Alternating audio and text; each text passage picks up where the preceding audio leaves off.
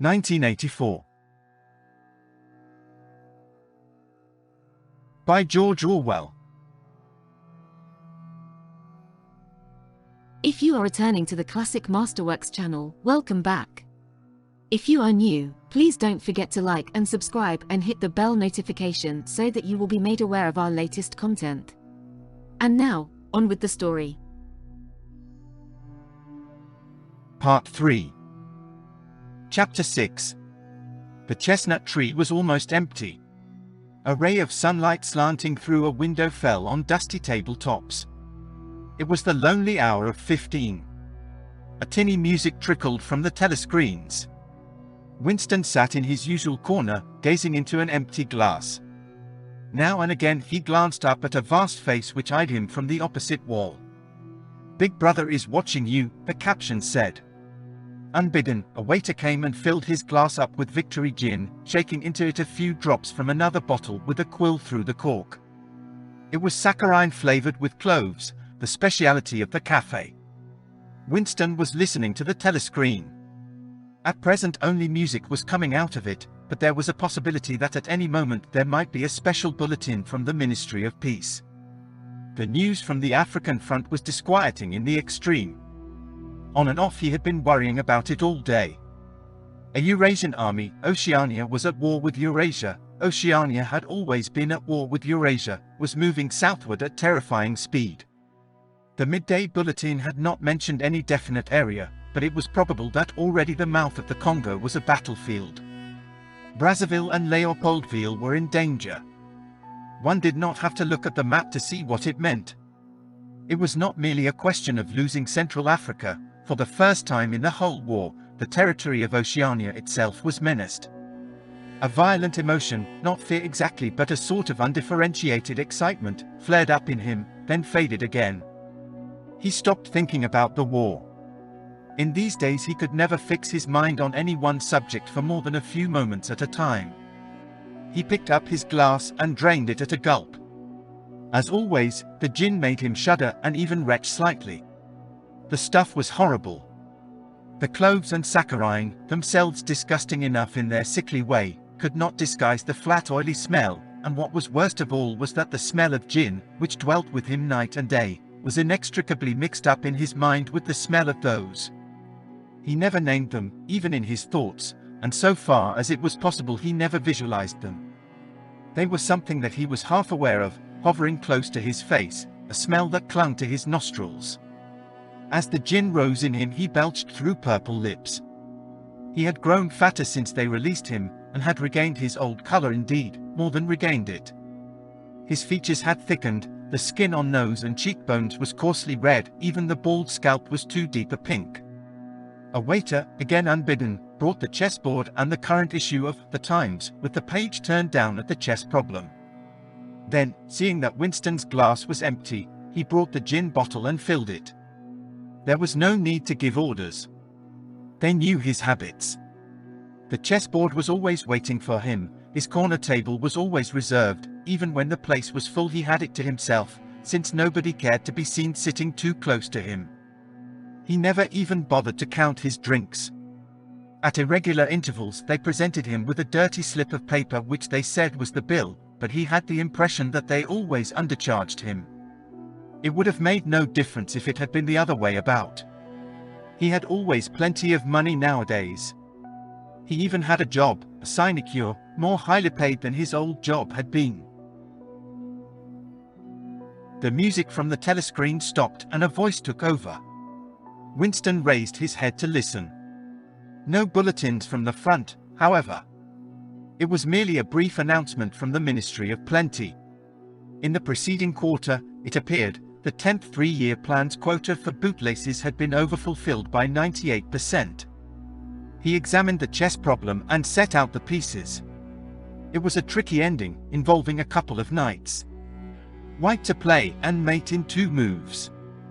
Winston looked up at the portrait of Big Brother. White always mates, he thought with a sort of cloudy mysticism. Always, without exception, it is so arranged. In no chess problem since the beginning of the world has black ever won. Did it not symbolize the eternal, unvarying triumph of good over evil? The huge face gazed back at him, full of calm power. "White always mates." The voice from the telescreen paused and added in a different and much graver tone, "You are warned to stand by for an important announcement at 15:30. 15:30. This is news of the highest importance. Take care not to miss it. 15:30. The tinkling music struck up again. Winston's heart stirred. That was the bulletin from the front. Instinct told him that it was bad news that was coming. All day, with little spurts of excitement, the thought of a smashing defeat in Africa had been in and out of his mind. He seemed actually to see the Eurasian army swarming across the never-broken frontier and pouring down into the tip of Africa like a column of ants. Why had it not been possible to outflank them in some way?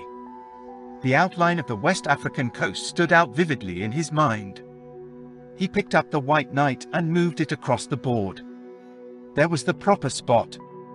Even while he saw the Black Horde racing southward, he saw another force, mysteriously assembled, suddenly planted in their rear, cutting their communications by land and sea.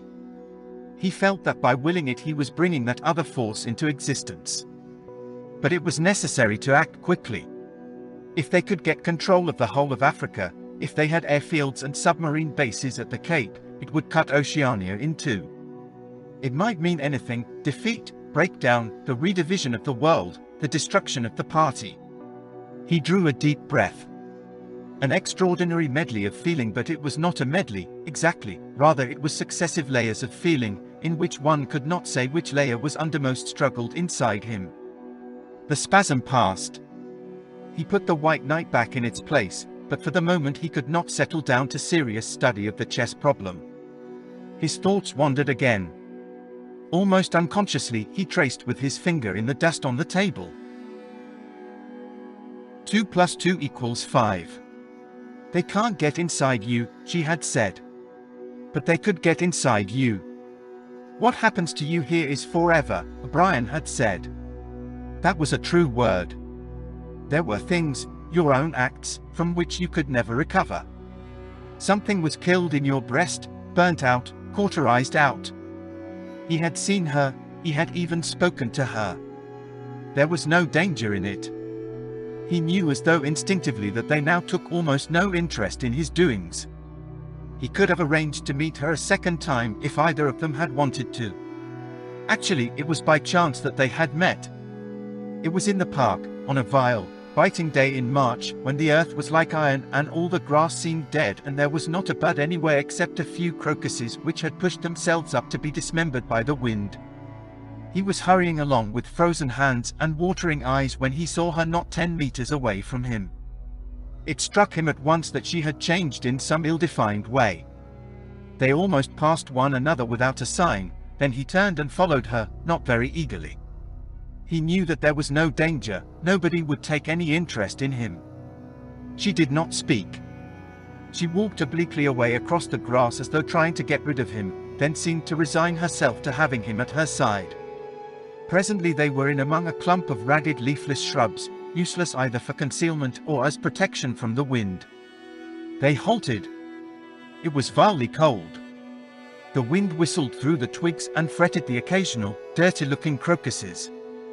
He put his arm round her waist. There was no telescreen, but there must be hidden microphones. Besides, they could be seen. It did not matter, nothing mattered. They could have lain down on the ground and done that if they had wanted to. His flesh froze with horror at the thought of it. She made no response whatever to the clasp of his arm. She did not even try to disengage herself. He knew now what had changed in her. Her face was sallower, and there was a long scar, partly hidden by the hair, across her forehead and temple, but that was not the change. It was that her waist had grown thicker, and, in a surprising way, had stiffened. He remembered how once, after the explosion of a rocket bomb, he had helped to drag a corpse out of some ruins, and had been astonished not only by the incredible weight of the thing, but by its rigidity and awkwardness to handle, which made it seem more like stone than flesh. Her body felt like that. It occurred to him that the texture of her skin would be quite different from what it had once been. He did not attempt to kiss her, nor did they speak. As they walked back across the grass, she looked directly at him for the first time. It was only a momentary glance, full of contempt and dislike. He wondered whether it was a dislike that came purely out of the past or whether it was inspired also by his bloated face and the water that the wind kept squeezing from his eyes. They sat down on 2 iron chairs, side by side but not too close together. He saw that she was about to speak. She moved her clumsy shoe a few centimeters and deliberately crushed a twig. Her feet seemed to have grown broader, he noticed. "I betrayed you," she said baldly. "I betrayed you," he said. She gave him another quick look of dislike. "Sometimes," she said, "they threaten you with something you can't stand up to, can't even think about. And then you say, 'Don't do it to me, do it to somebody else, do it to so-and-so.' And perhaps you might pretend, afterwards, that it was only a trick and that you just said it to make them stop and didn't really mean it. But that isn't true. At the time when it happens you do mean it. You think there's no other way of saving yourself, and you're quite ready to save yourself that way. You want it to happen to the other person. You don't give a damn what they suffer. All you care about is yourself." "All you care about is yourself," he echoed. "And after that, you don't feel the same towards the other person any longer." "No," he said, "you don't feel the same." There did not seem to be anything more to say. The wind plastered their thin overalls against their bodies. Almost at once it became embarrassing to sit there in silence. Besides, it was too cold to keep still. She said something about patching her tube and stood up to go. "We must meet again," he said. "Yes," she said, "we must meet again." He followed irresolutely for a little distance, half a pace behind her. They did not speak again. She did not actually try to shake him off, but walked at just such a speed as to prevent his keeping abreast of her. He had made up his mind that he would accompany her as far as the tube station, but suddenly this process of trailing along in the cold seemed pointless and unbearable. He was overwhelmed by a desire not so much to get away from Julia as to get back to the Chestnut Tree Cafe, which had never seemed so attractive as at this moment. He had a nostalgic vision of his corner table, with the newspaper and the chessboard and the ever-flowing gin. Above all, it would be warm in there. The next moment, not altogether by accident, he allowed himself to become separated from her by a small knot of people. He made a half-hearted attempt to catch up, then slowed down, turned, and made off in the opposite direction. When he had gone 50 meters he looked back. The street was not crowded, but already he could not distinguish her. Any one of a dozen hurrying figures might have been hers. Perhaps her thickened, stiffened body was no longer recognizable from behind. At the time when it happened, she had said, "You do mean it." He had meant it. He had not merely said it, he had wished it. He had wished that she and not he should be delivered over to the. Something changed in the music that trickled from the telescreen. A cracked and jeering note, a yellow note, came into it. And then perhaps it was not happening, perhaps it was only a memory taking on the semblance of sound. A voice was singing. "Under the spreading chestnut tree, I sold you and you sold me." The tears welled up in his eyes. A passing waiter noticed that his glass was empty and came back with the gin bottle. He took up his glass and sniffed at it. The stuff grew not less but more horrible with every mouthful he drank. But it had become the element he swam in. It was his life, his death, and his resurrection. It was gin that sank him into stupor every night, and gin that revived him every morning.